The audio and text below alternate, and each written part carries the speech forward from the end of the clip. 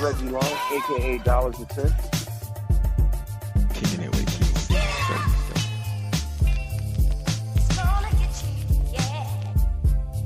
X gon' give it to you.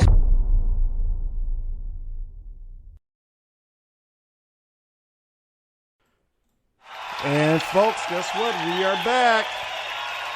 Vince Wright, Sports Governor, coming to you live and direct. So, folks, what I'm going to do here, and we do got Reggie Lawrence on the line to finish out the show here. Sports Done Right on the Stewart Media and Entertainment Network. So glad you could join us again. Now, I got some sound here from some players talking about KD. We're going to start off here with Isiah Thomas. We also got sound from Reggie Miller, and we also got sound... Oh, who was the third person? Oh, Byron Scott. Byron Scott as well. So tell me after this what you think. So let's hear what these gentlemen have to say. About winning championships, and you're talking about competing Isiah against, Thomas. The opponent. And I'll take myself back to when we had to compete against the Celtics and try to dethrone the Celtics. You always want to make the opponent weaker so you can, therefore, dethrone them. And if Larry Bird had any point in time said, hey, I want to come play for the Detroit Pistons, we all would have welcomed Larry Bird with open arms and said, hey, come play with us. In sports, I believe in dominance. I believe that, when you do have super teams and you do have great players playing with each other, I think it makes the game better, and it elevates the league, and it forces everyone to dig a little deeper and get a little better. So I refer to those Celtics teams, and I look at those Lakers teams. I mean, Matt, when I stood on that podium with the 50 greatest players ever, I was the only one on that podium who didn't have a teammate that was one of the 50 greatest players to ever play the game. So all these, when we talk about great players moving from team to team to play with each other, that's always been the history of our league. However, that hasn't been the narrative of our league. But when you look at that Laker team, when you look at that Celtic team, all those teams were stacked. And I'm sure when Jerry West had a chance to speak to Kevin Durant, he probably pointed out to him that Magic played with Kareem, Worthy, Bob McAdoo, so forth and so on. It's that's how the league is. And let's hear from Reggie Miller on the KD and the stacking of teams. I never wanted to play with them. I always wanted to beat them because it was a sense to me of pride and purpose to beat the other greats. Would it have been nice and probably easier on my body to play with those guys? Absolutely, yeah. I'm no dummy to play with Michael Jordan. Yeah, I just, camp out in the wing and just shoot threes. But I wanted to compete against the other best of my time. This is no knock on LeBron from Cleveland to Miami and no knock on Durant from OKC to Golden State. I understand it.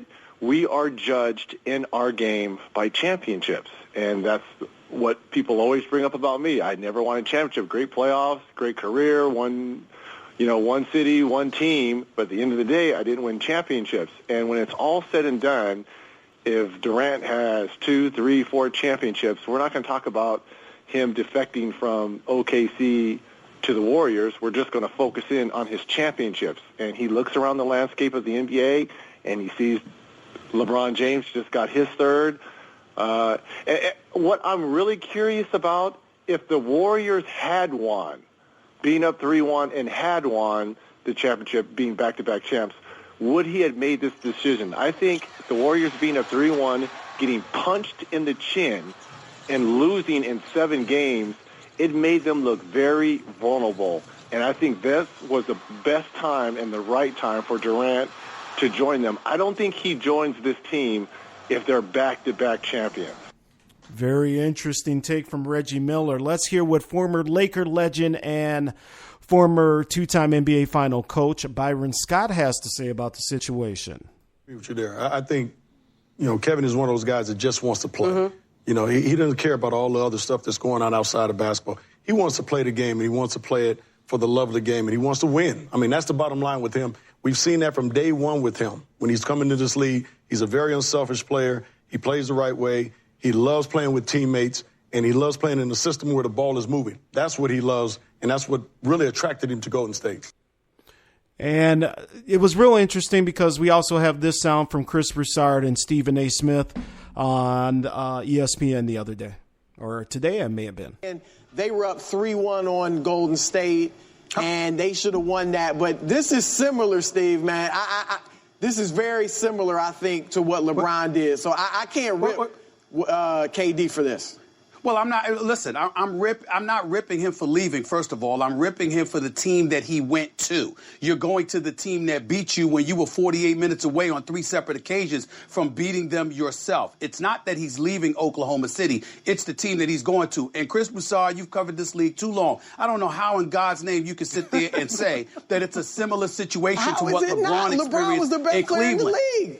LeBron was being compared to Michael Jordan. And you know the criticism LeBron took, which is similar to what you're saying. Answer my question. Whoa. Okay, go ahead. I'm asking a question. All right, Tell me who was LeBron James' teammates. Who are they? They were good enough to help him get 66 wins. I asked you a question. All right. It's a direct question. He didn't have a Russell Westbrook. He didn't have a Russell Westbrook. Keep going. Hold on, Steve. You got to be kidding Could they not have beaten Boston? It's not the same. And not only that, there were more things that were going on in Cleveland on a personal level, which you know just as well as anybody that influenced LeBron leaving Cleveland, too. What's KD's excuse? And there you have it, people. Some of the biggest names in basketball, Reggie Miller, Isiah Thomas, Byron Scott, giving you their takes. You also heard from today on ESPN, Chris Broussard, Stephen A. Smith, going back and forth from different aisles. It just shows you, Reggie, you know, really how this has affected people. And it really, I mean, it's almost like some type of civil war. I mean, you got people on both sides of this issue, Reg, who feel very, very passionate about whether does KD have the right to go without getting all this grief, or do you give him grief?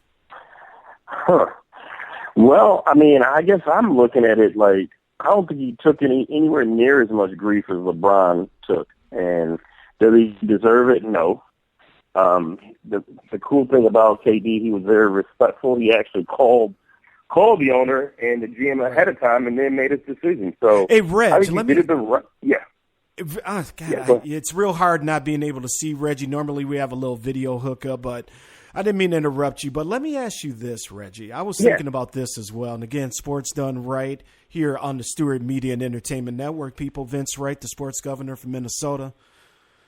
Do you think LeBron has ruined, in a sense, this free agency in terms of if you're a superstar, if you do decide to go somewhere else, that this is what you're going to get now? This is the type of treatment you can expect from fans, the fan base that you're leaving. Was it all because of LeBron, who, by the way, as we know, had every right to leave Cleveland, but obviously the way he did it with, quote unquote, the decision, did he ruin it for free agents moving forward if they do decide to leave, Reg? You know what?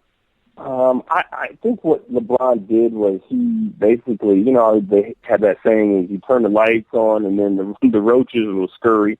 I mean, you kind of see what you have. And I think LeBron exposed the people that had that, you know, honestly, that, I want to say that racist ownership mentality. Like, oh, all these rich athletes are doing this and how dare them. They're cool as long as, you know, I can cheer for them. So I think that LeBron exposed a lot of people being upset with these rich African-American and regular athletes, maybe not necessarily just African-American. Unfortunately, you know, majority of the NBA is black athletes. But I think that really upset a lot of people. And in deep down, they view these people as their property.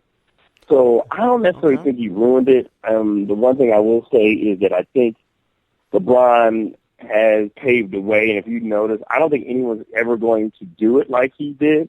So I think that really made things, you know, gave people an excuse to being upset or whatever. But no. Right. Again, I just look at it as KD left in the most respectable way you could. You know what I mean? And I don't have any issue with him leaving. So it's just unfortunate, but it's funny you get people like Peyton Manning, who, Denver kind of I don't know if he threw him out the door, but he had his options of where he wanted to go, and he picked and chose to go to, the Colts got rid of him or whatever, and he chose to go to Denver, and no one had any issue. So I think it's a combination, but the owners also played a role in this. They're the ones, including Dan Gilbert, my own Cavaliers. He was the main one that was bitching when he blocked the Chris Paul trade to the Lakers. And then exactly. Yeah, exactly, and that's exactly what I was going to bring up, the Chris Paul trade. And before we continue on, let me welcome the very lovely, the very gifted, the very smart Thorny Switch has joined us. I want to say what's up to Miss Thorny and all of her UGA love, a graduate of the University of Georgia, working on that master's degree. And, Reggie, let me tell you something. It is so ironic that Miss Thorny Switch came into our chat room on Sports Done Right right now, because I was listening to her on Jungle Brothers show yesterday, and I was a guest on there. Jungle Brother actually gave me a call as I was driving back from the cabin there. But, man, if you have not listened to Jungle Brothers show yesterday, people in Realcast and X Squad affiliates, Thorny Switch really put it on people who were going against KD, and to the point where I got a new moniker for her. She is the smartest lady in sports, not on TV or radio, because she was just dead on with everything, man. Look, he can do this. He has the right to do this. Where's the hatred coming from? I understand the team is stacked, but you know what? Look at Larry Bird. He played with, Robert Parrish, Dennis Johnson, Kevin McHale. He played with 3 or 4 other Hall of Famers. Magic Johnson, we talk about this. Magic played with Worthy, Kareem. I mean, these guys didn't have to go anywhere because people were coming to them. And that's what people tend to forget, because they always want to rush back and go, well, Magic didn't have to leave and Bird didn't have to leave. And, these other people, look at, talk about the bad boys back in the day. They brought in pieces, the biggest piece being Mark Aguirre. Mark Aguirre left Dallas. He was their franchise player down there in Dallas with Rolando Blackman. Yeah. Nobody said nothing. But anyway, that's my little tirade. I just had to give Miss Thorny Switch props for a job well done on the Jungle Brothers show yesterday, man. Well done, Thorny. And I couldn't agree with you more, sweetheart. 200%. Yeah, she always comes correct. Knows her stuff, and believe it or not, I know people thought that I was going to hate on Durant, and I'm not at all.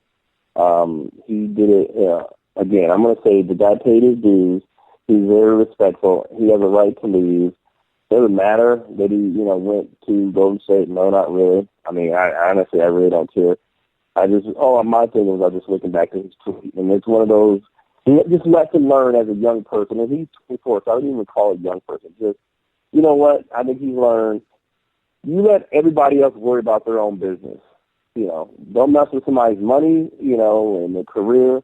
And I think he probably realized that now, I probably shouldn't have said anything. I was being brash. But I wish him well, and I hope that Cleveland gets another title. Well, hey, I know you do, man. I know you do.